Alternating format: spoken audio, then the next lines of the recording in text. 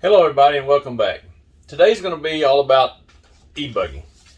I've done my initial break-in, got it all built. I guess you've seen the video playlist with the build series.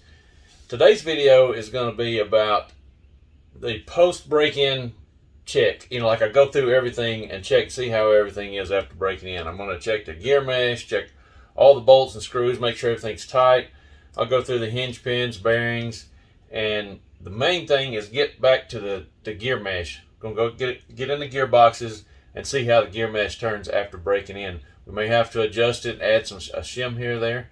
So I'm going to get this camera set up right, and we'll try to go through it and see where we're at.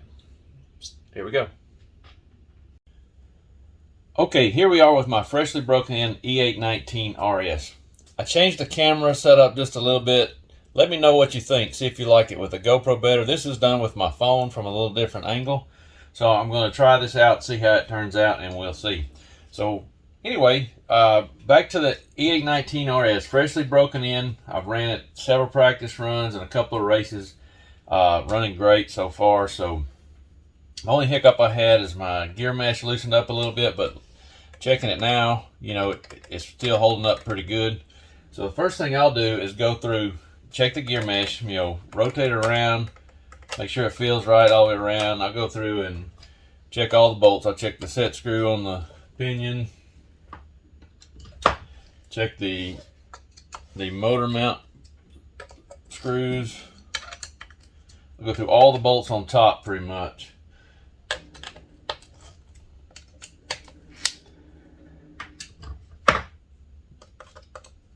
Just to make sure nothing's coming loose. The steering right here is pretty important. Make sure that hadn't loosened up. Make sure looks like our mount may have loosened up just a little bit. So this is something you'll want to check too. That little piece right there will break from time to time. This one I'll have to take off to check it, but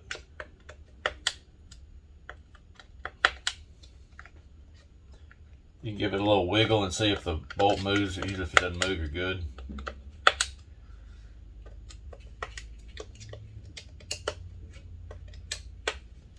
Now check all the end links. Just give them a good tug and make sure none of these are coming loose.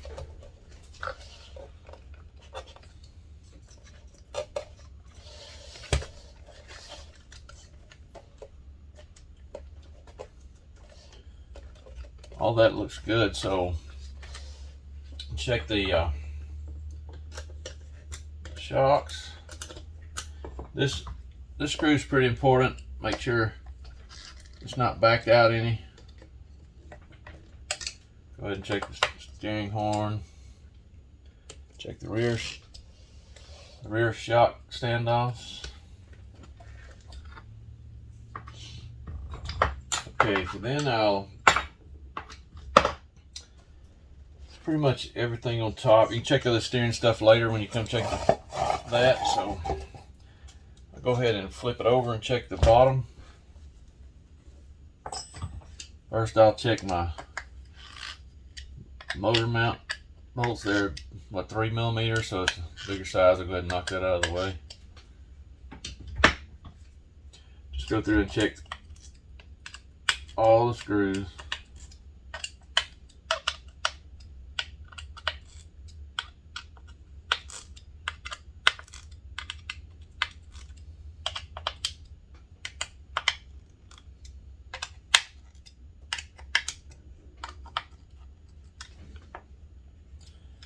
The servo mount screws. These steering posts are pretty important. They got to stay pretty solid. Those are the battery holder things.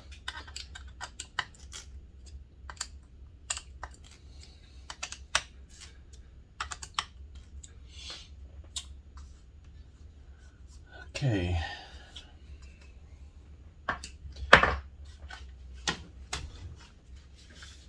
We didn't think to check these servo screws. That one's a little loose. These don't get a ton of torque.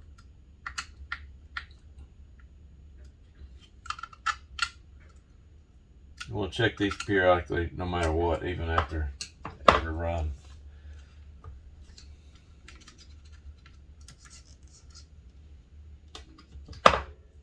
Okay, so I'm going to go ahead and pull these shocks off.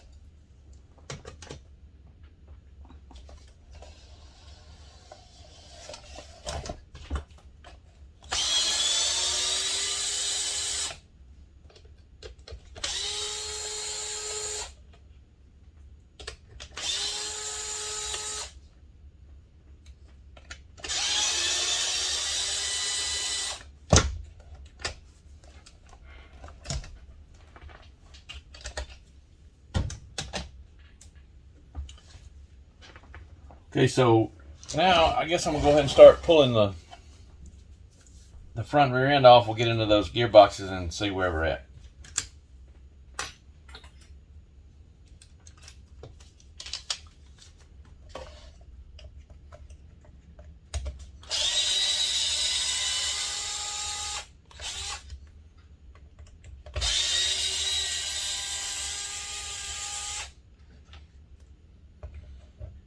All right, go ahead and just put these screws back in their place so they don't get lost. You check this brace while you got it. That one feels good. Let's go ahead and get this.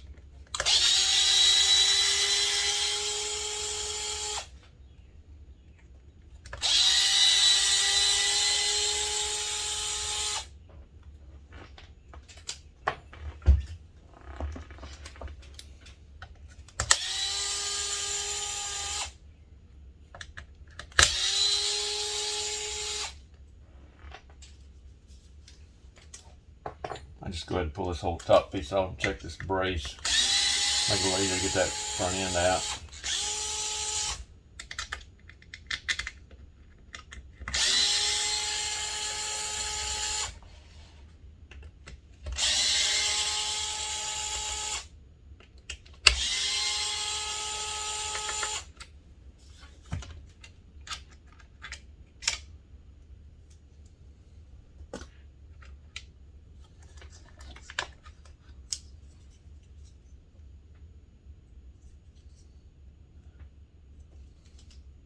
Brace seems to be holding up good so far. I'll go ahead and pull this center diff out. Set it out of the way. Check that, it feels good. Everything looks good on that.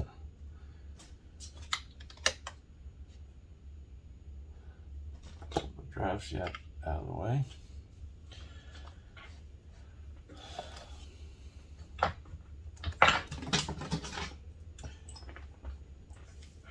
So go ahead and leave the steering in the car, steering rack and everything. Just go ahead and take it loose on here.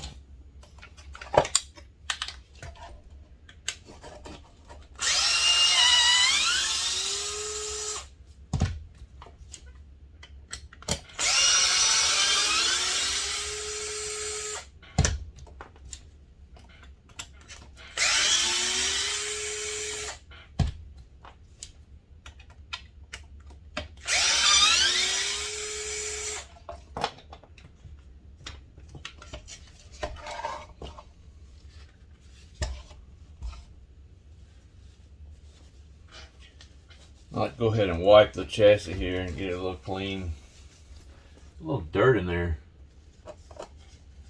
Odd. These don't have dirt inside there.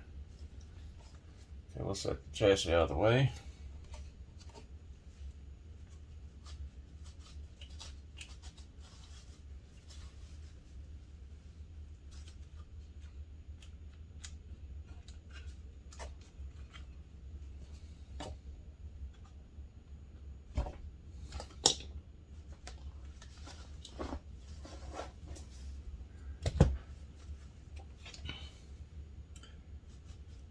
Not sure, for whatever reason, I got some dirt in the housing, like maybe the rim wasn't screwed in tight. I don't know, it's weird. Go ahead and pull my drive shaft off. This is where I go ahead and fill the gear mesh. I'm probably gonna have to take that out and clean it, get all that dirt out, but I'll investigate that later. But I need to hold the suspension up a little bit. I always pull the pinion and fill the mesh. Just want just a little bit of play back and forth. Feels good. I think I originally set it up, I set a little bit on the tight side.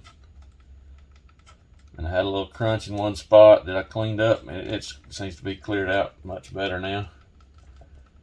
So I believe I'm going to leave that shimming alone. I am going to pull that apart, however, and clean that out. Everything seems pretty free, no extra slop or everything. So I'm pretty pleased with that.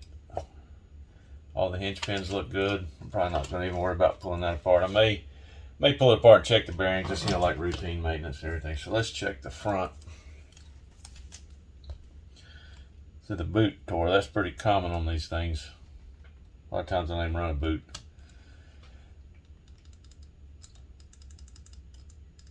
Same thing, still it's in really good shape. So if you set it up right the first time, a little snug.